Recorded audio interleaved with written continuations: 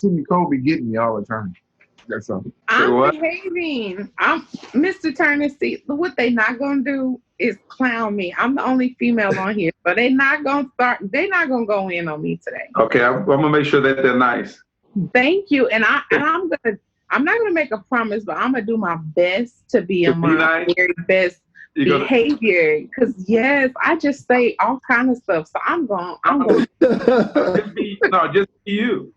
I am gonna be me. So. I mean, I don't know if I should apologize in advance for the words that come out of my mouth. So you know what? Let me apologize ahead of time. Okay? Oh, no, wait. Better yet. Welcome back to The Taste. This is your man, Nic Allen. I'm still here with my clan, my people, my all-timers, my oneers, percenters, of course. But today we got someone into Tasting Corner, and this is my man, Kyle Turner, Houston's own Kyle Turner. What's up, man? Welcome to The Taste. Hey, I'm glad to be here, man. Thanks for having me. Man, I'm glad to see you. You're looking good. You're looking vibrant. You're looking well. You've been social distancing. Oh yes, definitely. I call it social the hell away from you. I call it being safe. Right. Exactly. Right. Exactly. And as the old folks say, one to last. I tremendously believe the hype. So how have you been actually dealing with this whole COVID pandemic situation throughout this time? It depends on what day you ask me, man. You know how that goes. Some days it's cool, you as musicians, man, we as Al Jones would say, we play the changes that are in front of us. Other, man, that it's a struggle because I do miss presenting music. We prepare music to present it and try to make people happy. So having that audience, with me being a performer, I do miss that immensely. Yeah. Cool. Anybody else? What how you doing, man? What have you been doing to try to not only, I'm sure you've been keeping, up on your acts and everything, but I'm saying as far as trying to perform maybe online or anything, are you into that? Well, on social media? I haven't done any performances online. I did one thing where I played one song, but it was more of an interview situation like this with Marion Meadows, Ben Tankard, Joy Somerville, and myself. Cool. In conjunction with the Miami Smooth Jazz Festival, which is further in the year. And we were talking about the same thing that everybody else is talking about, adjusting and trying to adapt to this quote unquote new normal. Yeah. How do you feel about that? About all these performers getting online, doing different virtual performances and things like that? Well, I've been enjoying it, man. I've checked out a few, and I've really enjoyed it, man. I even stayed up to 3 o'clock and checked out Erykah Badu that night when she came on and did that 3-hour show from her bedroom with her band. I thought that was awesome. Mm-hmm. Right, it's cool. It's definitely a new trend now, but I think it's another outlet in a way to be creative. So I do hope that we can see a little bit more of you that same thing in the future. Now, date night. Listen, let me go ahead and give you an idea.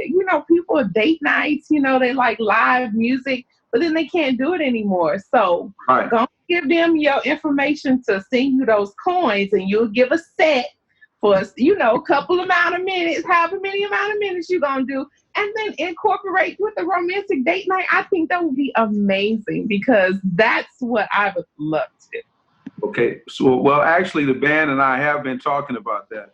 I'm not much of a guy that likes to play with tracks. I'm a jazz musician, so we deal with improvisation and living in the moment, and definitely.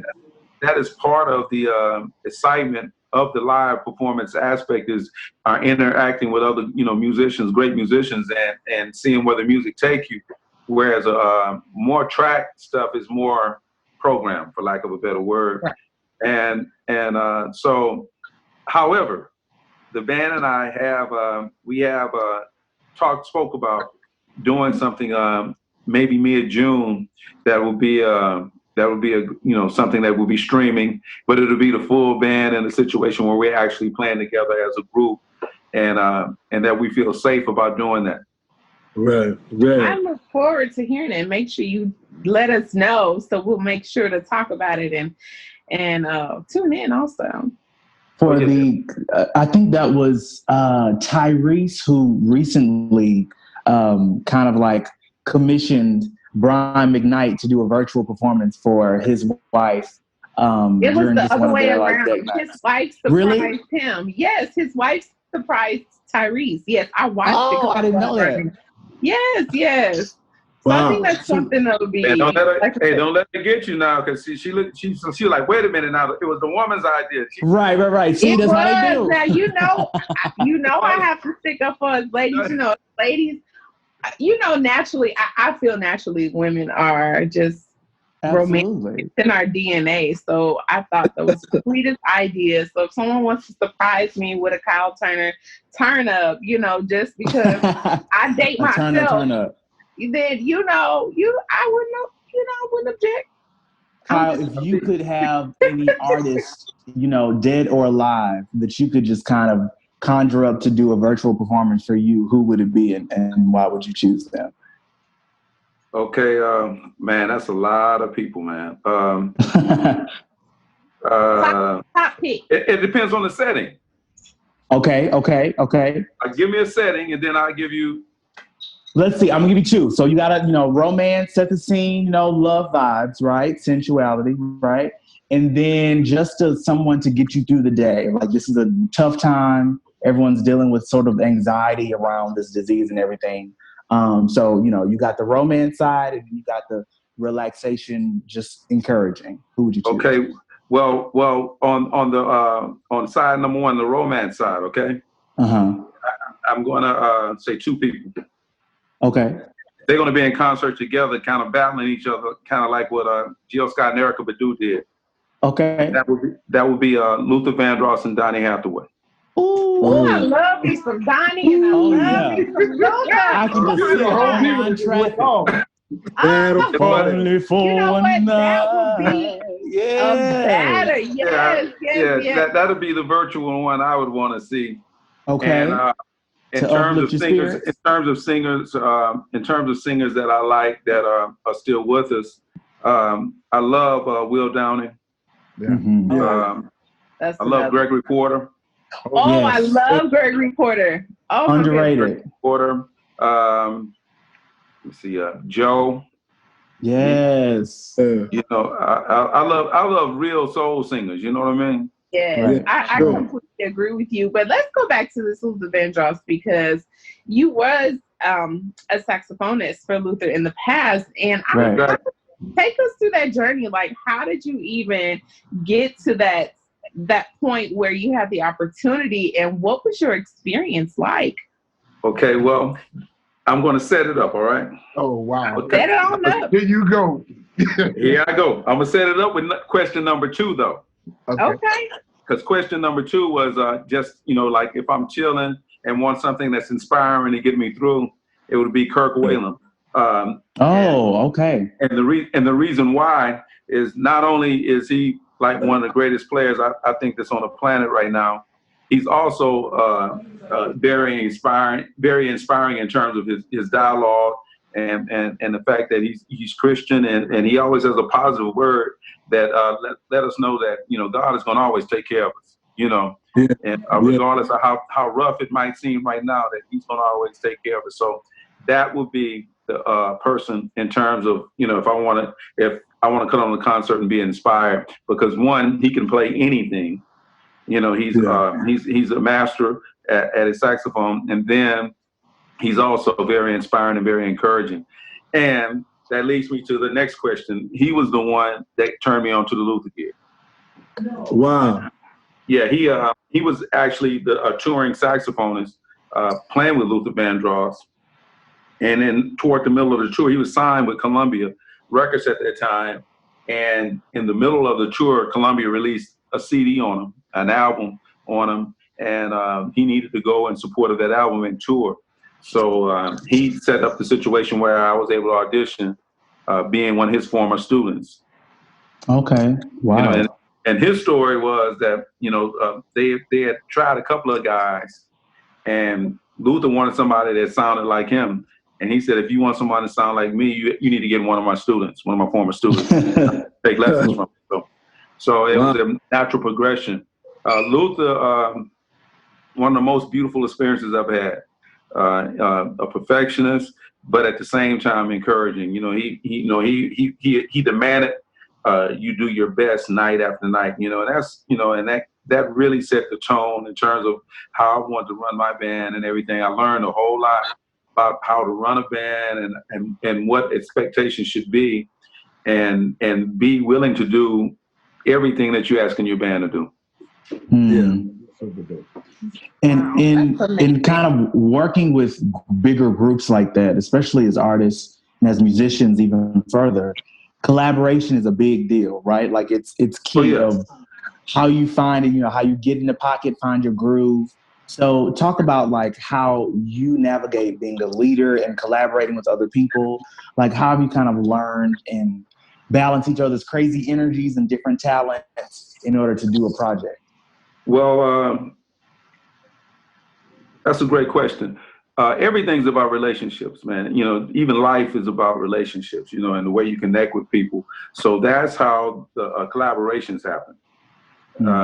And I've been, you know, fortunate to be around a lot of great musicians, not only like for an example, you know, as a young man trying to learn how to play saxophone, being able to take lessons from a Kirk Whalum at 16, 17 years old, being in situations where I was being mentored and tutored by great saxophone players in the city of Houston, like Conrad Johnson, Donald Wilkinson, Arnett Carr, and all those guys. And just being in those situations, I met other people that we had like minds. And developed these relationships through college. You know, when I went to college, people in the band, my frat brothers. You know, I'm a member of Kappa Kappa Psi Music Fraternity. You develop these relationships as you go, and before you know it, you have this whole circle of people that have like interests as yourself, and you can move forward and you be thought about because you're in the same circle. Right. In terms of my band, I try to get musicians that I can learn from. You know, have people that are constantly pushing. You know, you'll be surprised some of the conversations that we have. We have conversations about life, but we also have conversations about, hey man, have you checked out this record? He's doing this on this record, or she's doing that on that record, and or I'm working on this, or I'm working on that, because it's a thing about improving not only yourself, but improving the world around you, and that's what relationships is about. Right, so that's and building each other up. You know, those individuals that you are connected with. Like, I know those individuals, even the gentleman on my group. Well, in this show, I won't say my group because, you know, I'm the only girl, but but I mean, I definitely, it's one of the reasons that I'm a part of The Taste is because I hold each one accountable, but we also are like-minded and we grow together. And I think that's very important. And some people seem to miss that. And it's unfortunate that they don't see the bigger picture of what being in a circle of like-minded individuals who have so many things to contribute individually, but when you connect those things together and move like that, like sky's the limit, you know. So that's great to hear you talk about that, because it's a lot of people miss opportunities because they just don't open their eyes to see and they open their ears to listen. But you're exactly right, you know, and it's funny that you should mention that, because like my brother over there, Nic, you know, we all know he's a great musician, and I enjoy his music immensely. But when we were working together with the Summer Jazz Workshop, I would go by his class just to see his process. See, you can have, you know, that's where a lot of growth happens sometimes, because you can learn from somebody's process of how they get to from point A to point B. And I, you know, in terms of his delivery and the way his process of teaching. in this particular situation at Summer Jazz Workshop, or the process of, he was doing music business class and he was directing the big band, and just the way he related to the kids, and he was entirely different in the classroom than he was in front of the band. And I learned a lot from him. So I enjoyed just watching his process, because I always had mad respect for his musicianship. So when are you guys going to work together on something? Because, I have to be honest. At first, I didn't appreciate jazz as much as I do today. Well, see, Nic has been a great influence on you then. Yeah, he has been. And our very last event that we had, now, I met Nic through the radio station, and then we wind up doing a springboard together. And I saw him in action there. But then when we did our own event for the Taste, to see him knowing him more, in depth now, and seeing him up close and personal, and how he wanted this structured and how that vision just came to life, and to see him, I was just like, who are you? But it was amazing to watch, and it gave me a even greater respect for him, as not just as who he is to me that I met at the radio station, but also as a well-played musician with many, many more hats and talents. So exactly. Well, I want to say two things about that. Okay, you asked who was he, right? Yes. He's Joe Sample's little son. That's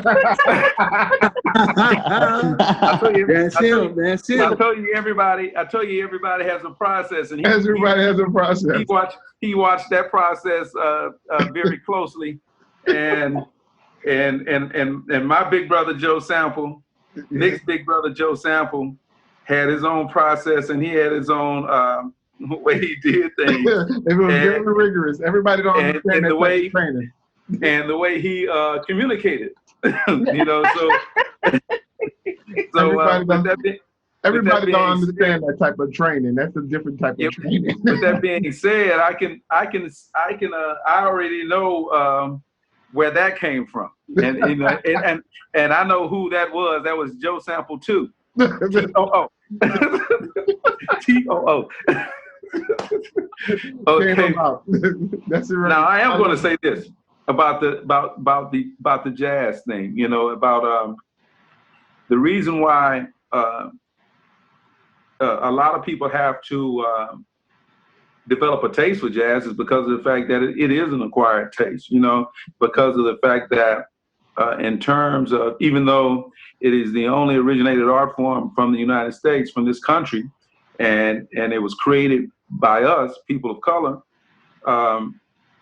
it is also the least exposed. If you look at mainstream music, you don't, if you cut on, you'll get 2 or 3 jazz stations if you go down your FM dial. Maybe. But you get several stations of other types of music. So it's like an acquired taste. So yes. It's like if you like Cabernet, the first time you tasted Cabernet, you probably didn't like it. Right. And the more you had it in certain situations, it became a acquired taste. Right. But kind of like all of us healthy looking adults, all us healthy adults eating our green vegetables now that we didn't want to eat as kids. I'm trying to become acquired. Now vegetables now. Yeah, we gotta love a vegetable. And no, it starts, just like you said, it does start with exposure. I know for me, being primarily raised by my grandparents, my granny played 95.7 the way, like all day, every day. So smooth jazz was like the thing around the house, and like I kind of grew up on that, just hearing it. And I used to complain. Then when I got to Howard, they were like, hey, add this jazz to your repertoire. Hey, add this. So I started singing it, and then, tying it into my own artistry, things that were like from so many decades before me. So I think it depends on exposure, and it depends on going to the youth. So you're right. How do you think, like, yeah. No, I was just gonna ask, like, how do you think we can help cultivate the next generation of musicians, jazz lovers? Like, how do we support that next generation of artists? Okay, I'm going to say, I'm going to put it this way. What you got to understand is that jazz is America's classical music. Boom. Okay, so we're going to start there. When you are a Western musician in terms of classical music, and I'm talking about our Western countries, there's no way you're going to play contemporary classical music without understanding the music that Beethoven or Bach or Mozart or those people that way back in the day played, because of the fact they have a huge respect for tradition. And you learn, you have to understand history and understand, to know where you're going. And that's not only in music, but that's life. So as you just need to expose people to the music. One thing that's not happening, when I think it's very safe to say that Nic and I are the oldest people in this whole thread right here. Mm-hmm. Thank you for excluding me.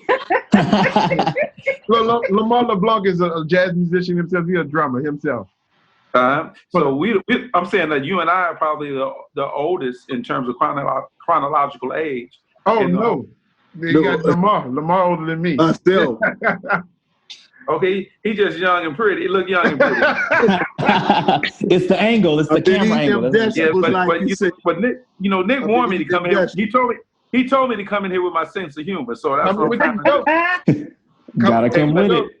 But well, you guys can relate to this. When we were in elementary school, we had a teacher that might not know nothing about music, about how to play an instrument, but we had a segment of our class that was music, that was dedicated for music, where they had to play the music of Duke Ellington, or they had to play the music of, say, Stravinsky, and so we were well-rounded because of the fact that music education played a more important role than it does now in terms of public schools. And that is a whole nother bandwagon that we could talk about for an hour. So the responsibility lies on us as parents and grandparents, that, like you said, you got exposed to the music because you heard it around the house. And it's our responsibility not to, put down any other types of music, but it's also our responsibility to be diverse. Right. There's enough room for all of it. Right. And expose our younger folks to the possibilities of everything that they might like. If they don't like it, and like I said, jazz is an acquired taste, just like classical music is an acquired taste, just like, like if you listen to some people that are older, they say hip hop is an acquired taste. The more they listen to it, then next thing you know, they sing, they sing it or trying to rap. They heard on the radio because they've heard it repeatedly, and it becomes a part of your DNA when you hear it repeatedly. How many times have you heard a song that you hated, and then you heard it a billion times, and then you're in the grocery store humming? That earworm, right. I know that feeling. I got a question for you. So I asked this question to Debbie McNougal. She's the cultural agriculture manager over Sylvester Turner, and she deals with a whole lot of the entertainment in Houston. Do you feel that this pandemic is going to change the Houston culture of entertainment?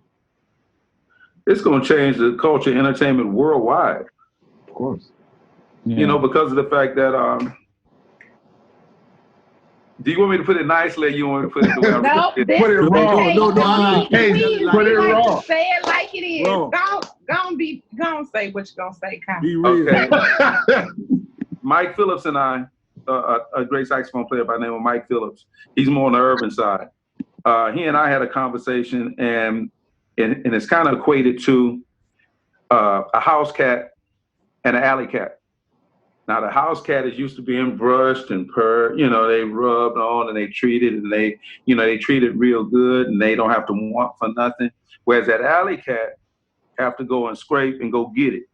Everything that they get, they got to scrape and go get it. So now there are going to be some house cats that come out of this. They're going to come out a little scarred, but that alley cat is going to survive because of the fact that they're used to working they used to work and they used to go in to get it regardless of the odds. You know, if you look at the history of jazz music, you know, first time Charlie Parker came on the scene, nobody wanted to hear him. You know, they were like, "What you playing?" But he kept working, he kept scratching that, and kept and because that was his vision, that was his passion, that was his voice, and that's what he was hearing musically. And he went and got his. You know what I'm saying? So bringing up to times right now, I think that some of the musicians that stuff came very easily to might struggle in this time where you got to figure some stuff out and figure out how you going and might not be able to adapt to some hard times. Got it. Because typically with us alley cats, we typically become more creative when they get hard. Right, because we have no choice but to. I like the way you put that. That's true. Yeah, he done dropped some 3-bomb analogies this whole interview. Come on. Listen, I love a good metaphor now. Pass on the side. On the side. He got the sax in the scripture. Poop, poop. Got a double time. I'm here for it. So it really does take us being resourceful, you know, as artists. If you believe that you're born to do this, you're always going to do it regardless. Exactly. Whether that's you're able to do it behind the screen like we're doing it now, or, you know, in front of 300 people, right? So this does kind of employ us to be creative and think outside the box. And make art more accessible. You said a key thing, man, in terms of knowing what God put you here to do. Right. You know, so I can imagine myself doing anything but music. So I figure it out by any means necessary. Right. Come on, Malcolm. Come on, Pastor Malcolm. Yes. You are Nick's friend.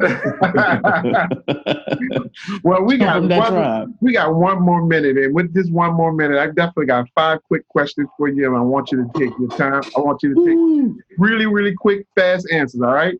Oh, I'm scared now. All right, I'm excited. All right, you ready? You know I'm scared because he know me. All right, let's do this.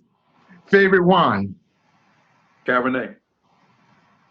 Favorite book to read? Bible. What you been binge watching? Nothing. Oh, I'll take it back. First Take. Okay. I was going to say, I know you watching something now. Don't be lying on here now. The sexiest woman on earth? Huh? Me. The sexiest. I knew she was going to say that. What's the sexiest woman on earth? My wife. There you go. There you go. I'll be second for that. No. And the last one. What's your favorite trap song? To Be Determined. Oh. At least you could at least gave us Panda 3,000 times. Panda. To Be Determined. I tell you what. Whatever my kids love, my grandkids love, I tend to try to like it. I got you. That's it. My favorite trap song is, did y'all know they have a trap Baby Shark version? They do, yes. My granddaughter. I need to hear that so I can. That'll be my favorite because I play it for my grandkids. Yes, my granddaughter loves it. She gets to dancing and doing Baby Shark.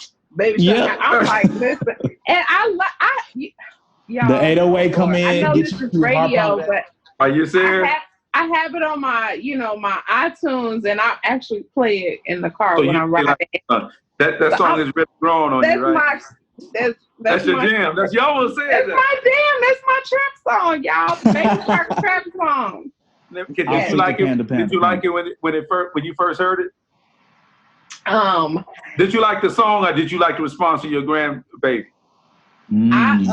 I think I like the response to my grandbaby because she just gets so excited, and I mean she gets to doing her little movements, and to hear her saying the little words or whatever. She's a year and a half, so hearing her try to sing along with it and her getting the words, and she's moving and clapping and Baby Shark in it. It's just like, oh, and so I think it has everything to do with just watching her respond to how excited. So when did you start singing that version of it when she wasn't around? See, we're supposed to be interviewing you. I just want to say. He put you in an interrogator seat. To be honest, it was like after I heard it the first time, I was hooked. So I pretty much listen to it every day. Oh Lord, okay. But look, now that I know about this your latest single, yes. I had to go ahead and add it to my repertoire, Summer Song. Okay, yeah, that was a single, but we did a full length record since then. Well, you know what? That was the song that we was playing when we first started the show. So actually, you hit our number one when on that song.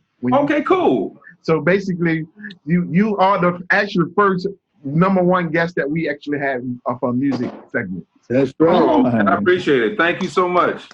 Yeah.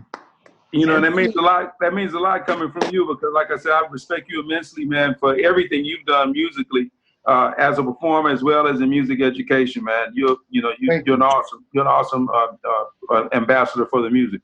Definitely. Where the people can catch you at? Hopefully in 2 weeks it's streaming somewhere. Right now I don't think it's safe to come out. Oh no. But you got your own show at KTSU.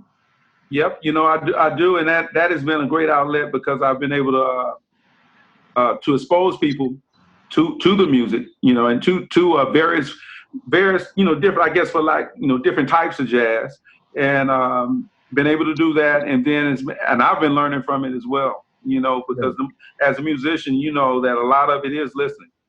Yeah. Well, the fun part about this show, we do all kind of genres. So we did our trap music, we did our hip hop. We just got off. We just actually interviewed Paul Wall and Lil Kiki, so that was fun. And we played a lot of hip hop music with that. So, and we did Slim Thug. So we got more people to interview and have fun. I guess now that you mention it, I definitely want to get my man Kirk on the line and see if he can come and join us because this was fun. That would be. Oh yeah, that'll be fun, man. And one other thing that you guys did, you got me getting ready to go learn the trap version of Baby Shark. Small victories. There you go. Mr. Turner, once you hear, you're gonna be like, oh, Baby Shark. He's like Shaka on the wave, and it's just like, oh.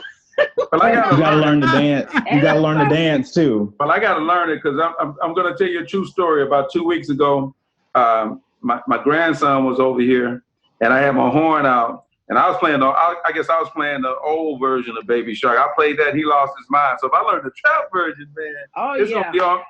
You're gonna be in business. You can record it and send it to. Listen, I want to see. I promise I won't share it with anybody. I just want to. That's how I start. That's how it is. Definitely. But I mean, hey, that might be something that. Hey, listen, creativity, group discussion, that might be my biggest hit ever, huh? Yes. Well, I want to thank Carl Turner for sitting in the Tasty Corner with us. We always found him. And as you see, we signing off for this one. Thank you guys. Appreciate you, Carl. You got to come back to the tape. Thanks, I would love to, man. Anytime. Hey, everybody be safe out there, all right? You too, brother. Thank you so much. Recording, I have a question.